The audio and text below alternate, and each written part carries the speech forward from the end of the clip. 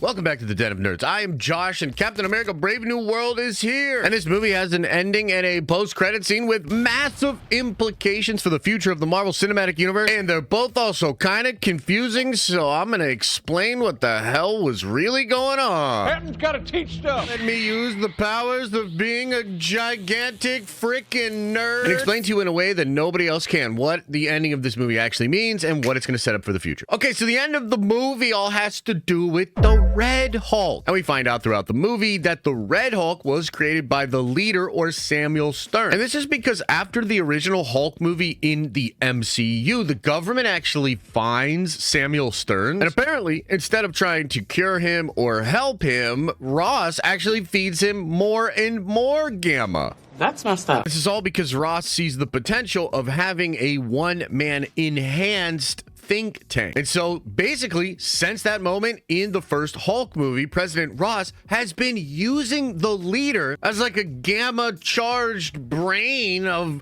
crazy proportions to have all of his plans and stuff made for him. And honestly, we should take a second to talk about the implications of that, because that is insanity. Because of the implication. That means that the Sokovia Accords and the whole thing that tore the Avengers apart was actually created by the leader. What?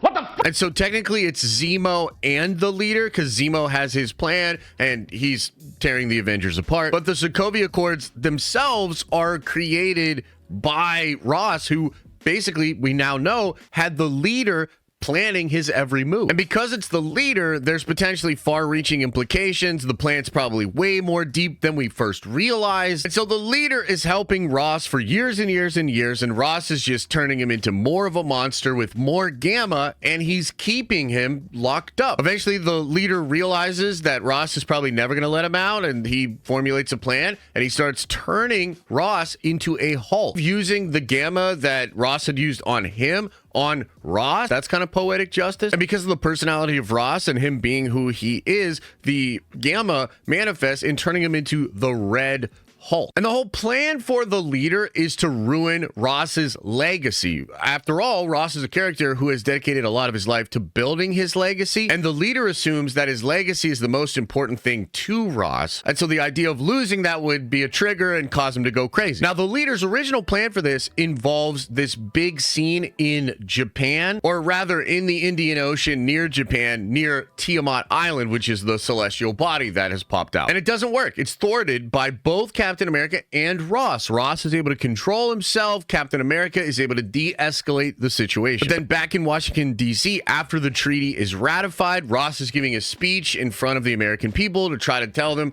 how proud and happy he is that it was achieved. And then the leader causes him to go Red Hulk right then and there. The leader plays the music and triggers Ross into beginning to transform, but we also find out that the leader recorded prior conversations between Ross and the leader.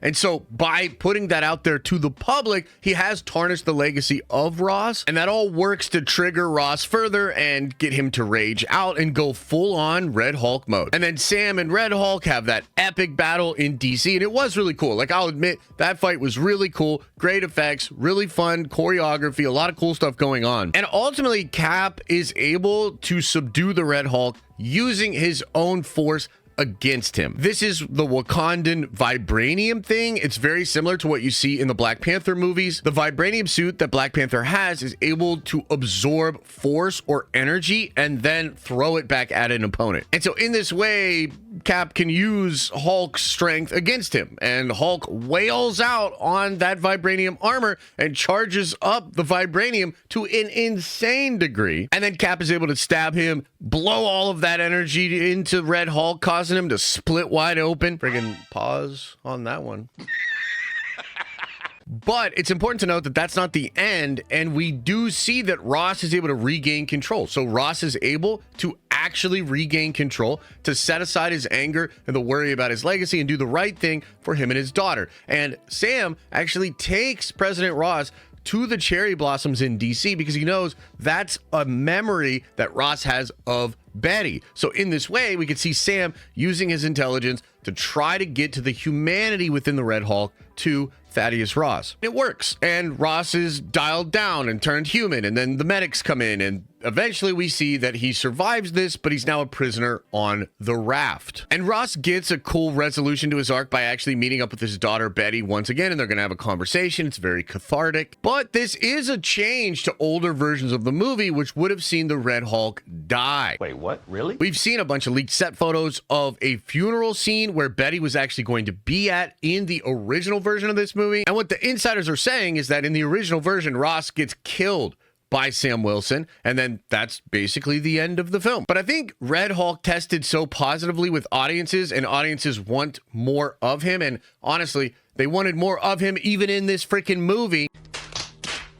I think they changed it, and now you have Red Hulk basically alive on the raft. So if things ever go really crazy or they really need a big gun, I think the Red Hulk is there and available. Now, I will also say that in a different version of the movie, Amadeus Cho was apparently going to be given some of the same gamma that Ross was given. Like, we heard all kind of rumors that the leader was building up other Hulks, including Amadeus Cho. But in this current version of the movie, it feels really dialed back. So I'm not sure if he created other Hulks or not. Potentially that's a thread Marvel could pick up on, or they could completely ignore it. Maybe that's not the route they want to go. But now let's talk about the post-credit scene, because it also involves the leader. It is Sam Wilson meeting with the leader. It's important to note that this is some time in the future because Sam no longer has his arm in the cast. And Sam and leader have this very cliche back and forth between hero and villain. And during that back and forth, the leader says, essentially, you guys are screwed. I've seen it in the probabilities. All you heroes on this world, you think you're the only ones?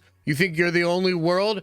I've seen them. They're coming. What are you going to do when you have to fight against all the other worlds? And I'm paraphrasing there, but that's basically what he says. And it's like, oh, man. Now, look, he's clearly talking about the multiversal conflict that is coming. He is clearly referring to Avengers Doomsday. I mean, I guess it is cool that the leader, the super intelligent person on planet Earth, has enough knowledge to see the probability of how they're going to have to fight against other Earths. And maybe for the normies, this is cool, like seeing that and being like, oh snap, worlds versus worlds, that's going to be crazy. But for most of us and the people that are probably watching this video, like, we already have known about this. We've been following this along. We know about the leaks and the rumors for Doomsday, etc. But essentially, yes, we are about to face a scenario where our Earth will fight against other Earths for survival. That is basically part of Doomsday, or at least we think it is. Now, I believe this is a different version of this post-credit scene. I think it was actually different in the last time there were screenings. I believe they cut stuff from this scene because they cut the Amadeus Cho stuff. I was told that Stearns was going to reveal how he had given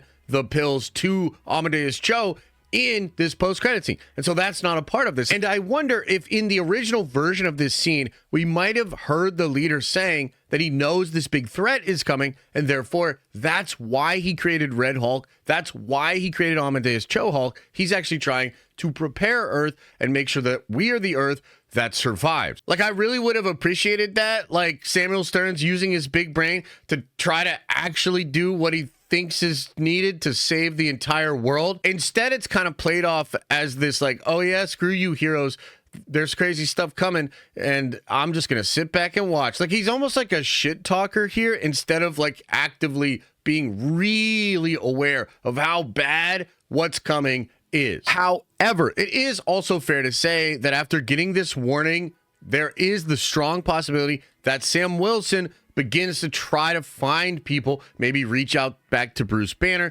maybe even visit Thaddeus Ross again and be like, hey man, like, I don't know, the leader just said some wild shit. If we really needed you to fight for the existence of this planet, would you? Something like that. Like, there's a strong possibility that there's stuff that's going to happen now because Sam Wilson saw and heard this warning from the leader, and he knows how intelligent the leader is. So I suppose it's still good. It's still a catalyst for a lot of different things to come. Maybe we'll see this play off in Thunderbolts. Thunderbolts is right around the corner. I think Thunderbolts might be taking place around the same time in the MCU as Brave New World. And I think Thunderbolts is the second part of like building up the Avengers. That's something that was happening in Brave New World. Ross wanted to rebuild the Avengers. Sam said he would do it. Or I guess Sam was ambiguous, but I think he's going to do it. So maybe in Thunderbolts, we get a post-credit scene where Sam Wilson shows up and recruits Bob from the raft or something. And he's like, yo, like, leader just said some wild stuff. Bucky, I'm going to need this